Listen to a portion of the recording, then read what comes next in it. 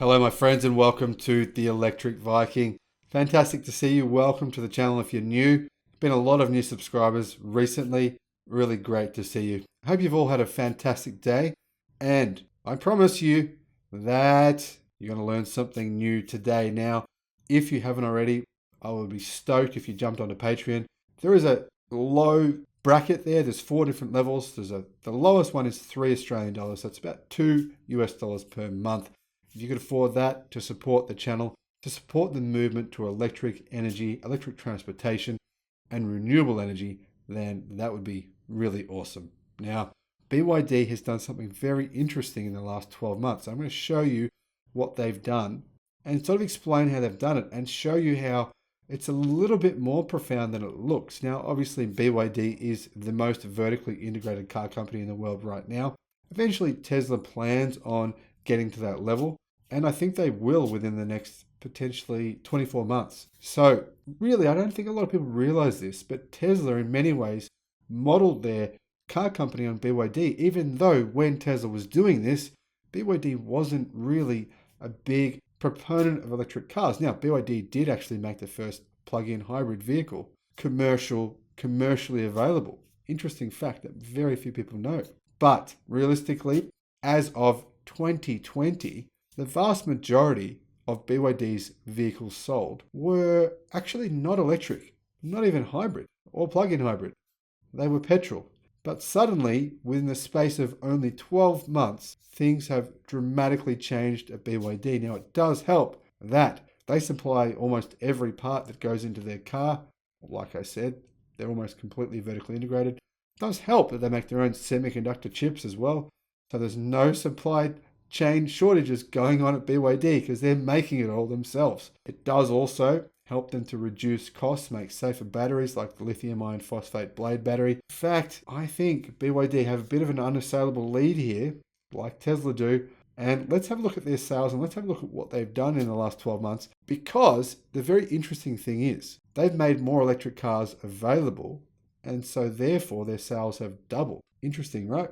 All of a sudden, you make more electric cars available and your sales can double. But this is just the tip of the iceberg, because really, BYD is at a point in their history where they're just about to release a bunch of new electric cars which are far better than their old model. So they're also, in addition, going to launch those vehicles in China, but not only in China, but also in Europe, in Australia, New Zealand, the UK, and we're hearing lately also in the United States. Now, of course, the United States is a little bit problematic because there's a 25% tax on cars coming from China. But even if you add a 25% tax, BYD's vehicles would still be cheaper than pretty much every EV being sold in the United States right now. Interesting, right?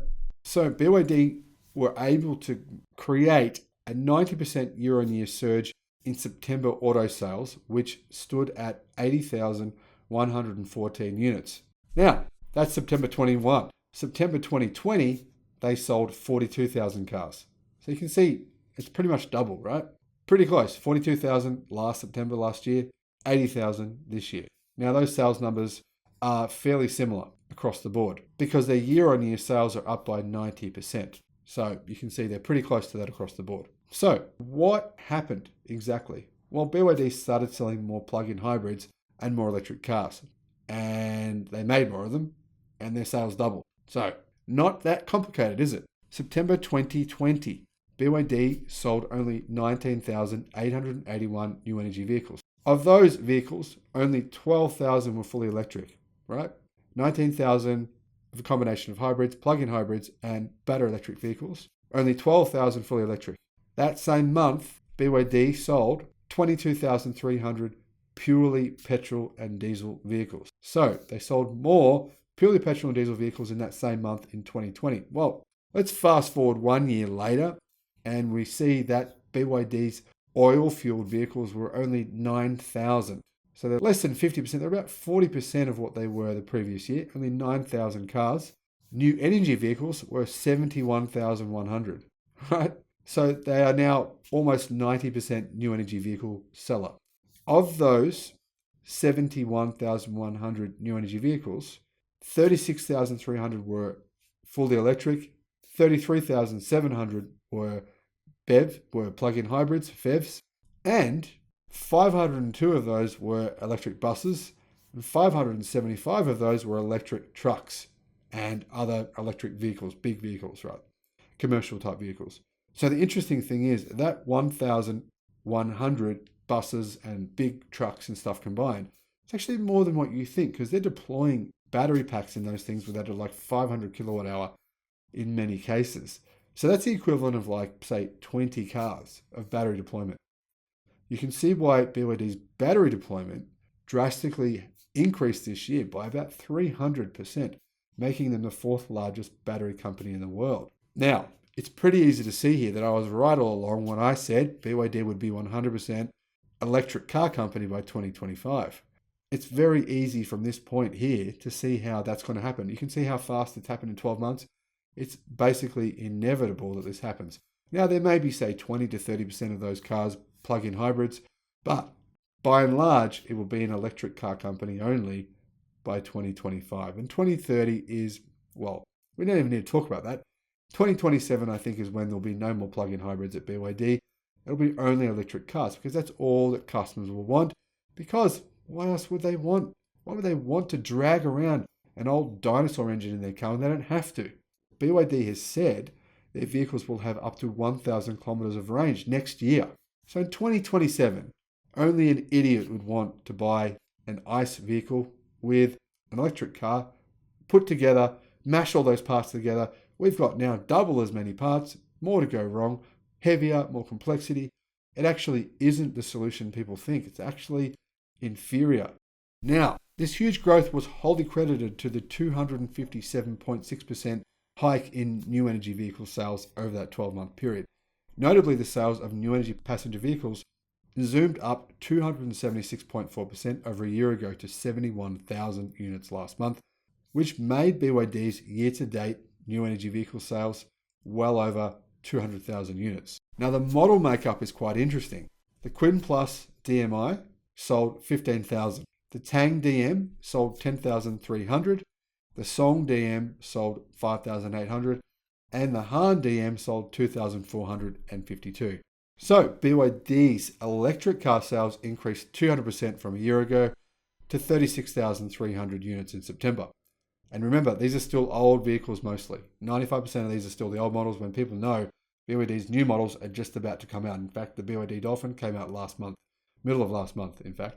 7,796 Han EV sedans were sold. 5,372 Yen Pro SUVs were sold. The Yen Pro is a bit of not the best looking SUV. It's sort of a stopgap until BYD brings out the Yen Plus. Now, what about the Dolphin? Well, the Dolphin sold 3,000 units last month. And like I said, it's the first mass-produced model based on BYD's BEV dedicated E-Platform 3.0. which is way better than all their other current EVs on sale. But all of their EVs will be moving to this new platform. And BYD have been marketing the hell out of this. Everybody knows this new platform is coming to the new cars. So I'm actually really surprised that BYD's electric cars and their PHEV sales are so high, considering this awareness the market has to have of all these new models, of these cars being massively upgraded over the next 6 months. Usually you'll find when an automaker does this, and they'll do this usually after 7 years of the car being on the market. That's the industry average for a vehicle, a model, 7 to 8 years. Usually you find at about the 6-7 year mark, sales will massively fall off. That's the position BYD are in right now. They're at the 6-7 year mark, essentially. They're essentially at that point. But they're at that mark for all their cars, all electric cars, except for the Dolphin, which they're not making enough of to supply demand. I mean, they've got more pre-orders than they've actually been able to deliver. So you can see, imagine the actual demand BYD are going to have when all these new models transition to their new platform, and they're significantly upgraded and significantly better than the previous models. So what was the downgrade to BYD's oil-powered vehicles? Well, they posted a 60% decline over the prior year period. In other words, oil for BYD is more or less dead, just like it is over the rest of the world. Whether they know it or not, it's happening. Thanks for watching the video, and I'll see you on the next one. Bye-bye.